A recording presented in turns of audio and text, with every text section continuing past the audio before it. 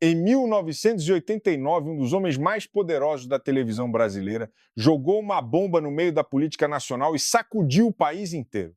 Silvio Santos, apresentador que dominava os domingos de milhões de brasileiros há décadas, anunciou sua candidatura à presidência da República. A notícia caiu como um choque. Nenhum partido tradicional esperava. Nenhum adversário estava preparado. Em poucos dias, o nome de Silvio Santos virou o assunto mais comentado do Brasil e a pergunta que ecoava de norte a sul era uma só: como um homem da televisão, sem carreira política formal, poderia disputar o cargo mais alto do país e ainda assim parecer absolutamente natural fazendo isso? Se você quer entender como o poder de imagem funcionava nos bastidores desse momento histórico, dá o like, se inscreve no canal e deixa seu comentário aqui embaixo. A história que vem aí vai mudar a forma como você enxerga a política e a televisão brasileira para sempre. A série Silvio Santos Vem Aí reconta esse capítulo único da história do Brasil com um olhar que vai muito além da nostalgia. A trama mergulha nos bastidores do programa Silvio Santos e na campanha presidencial de 1989, revelando como a imagem pública de um ícone é construída, protegida e às vezes destruída por forças que ele mesmo não controla totalmente. E o ponto central dessa história não é a eleição em si, mas a batalha invisível que acontece antes de qualquer urna ser aberta, a guerra pela narrativa.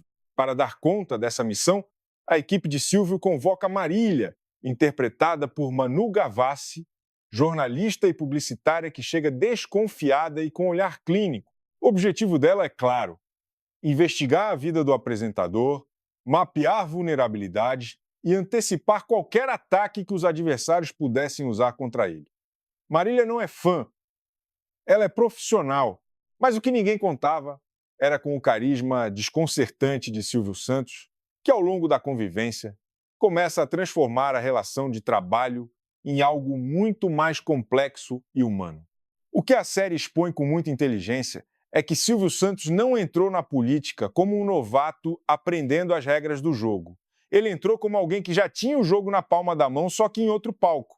Durante décadas, ele treinou diante de câmeras, aprendeu o tempo exato de uma pausa, a força de uma gargalhada no momento certo, o peso de um silêncio calculado. Ele sabia que o público não memoriza argumentos, o público memoriza sensações. E isso, na política de 1989, era uma vantagem que nenhum candidato tradicional tinha. A série mostra como Silvio operava com uma lógica que os políticos convencionais demoraram anos para entender. Ele não disputava votos com um discurso ideológico. Ele disputava atenção, afeto e familiaridade. O brasileiro que o via todo domingo já sentia que conhecia aquele homem, já tinha uma relação emocional construída ao longo de anos de televisão. Quando ele aparecia num comício ou numa entrevista, não era um estranho pedindo confiança. Era alguém de casa pedindo uma chance. Mas a série também não romantiza esse poder. Ela mostra com frieza que a mídia, assim como o Silvio, também tem seus próprios interesses. A imprensa de 1989 não era um espelho neutro da realidade. Era uma máquina que escolhia qual ângulo mostrar, qual frase destacar, qual expressão ampliar. Uma declaração tirada de contexto podia virar manchete. Um gesto mal interpretado podia virar escândalo. E quanto maior o personagem, mais material ele oferecia para ser recortado e remontado por quem segurava a câmera. Dentro dessa dinâmica, a série identifica 4 movimentos que Silvio usava com maestria para controlar sua própria narrativa. O primeiro era antecipar o ataque. Antes que alguém trouxesse uma fragilidade à tona, ele próprio convertia esse ponto em história de superação, transformando o que poderia ser uma acusação em um relato de humanidade. O segundo era desviar sem fugir. Diante de perguntas difíceis, ele não silenciava nem se esquivava de forma óbvia. Ele mudava o tom, trazia emoção, deslocava o debate do campo racional para o campo afetivo, deixando o interlocutor sem o chão que precisava para insistir. O terceiro era usar a familiaridade como escudo.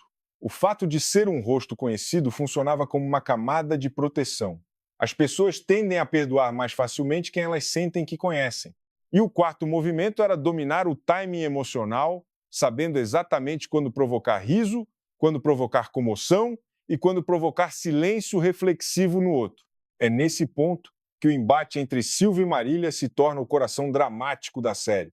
Ela chega com o método jornalístico tradicional: fatos, datas, cruzamento de informações, confronto direto. Ele responde com o método da televisão: narrativa, ritmo, conexão emocional. São duas linguagens completamente diferentes batendo de frente. Marília quer desmontar o personagem para encontrar o homem. Silvio, consciente ou instintivamente, usa o homem como extensão do personagem, tornando os dois praticamente indistinguíveis.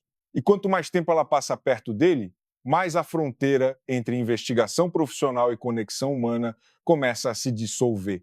A série ainda usa, com muita competência, a presença de figuras icônicas da televisão brasileira para reforçar esse argumento sobre poder e imagem.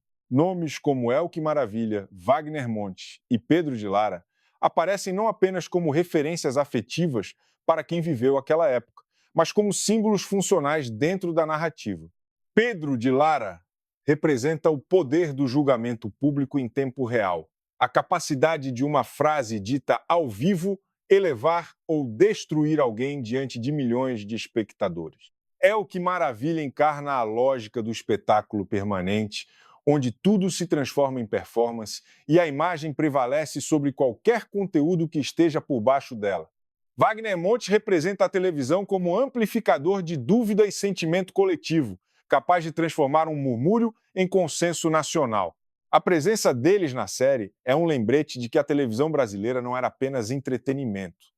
Era a principal arena onde reputações eram construídas e demolidas.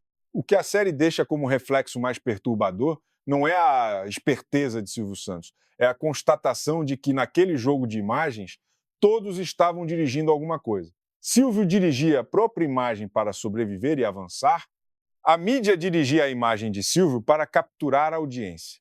E o público, ao consumir tudo isso, dirigia suas próprias conclusões de acordo com o que queria sentir, não necessariamente com o que era verdadeiro. A série sugere que, em política, a verdade raramente desaparece por completo. Ela é reembalada, reapresentada com outro rótulo e vendida de um jeito que faça sentido emocional para quem está assistindo. Em disputas de imagem, quem vence não é necessariamente quem tem mais razão, é quem consegue fazer com que a própria versão dos fatos pareça a mais humana, a mais próxima, a mais verdadeira aos olhos do outro. Você acha que Silvio Santos era um gênio do controle narrativo ou apenas um comunicador talentoso que encontrou o momento certo? E se você fosse Marília, teria conseguido separar o jornalismo do afeto nessa história? Deixa sua resposta nos comentários, dá o like se esse conteúdo te fez pensar diferente e se inscreve no canal para não perder as próximas análises.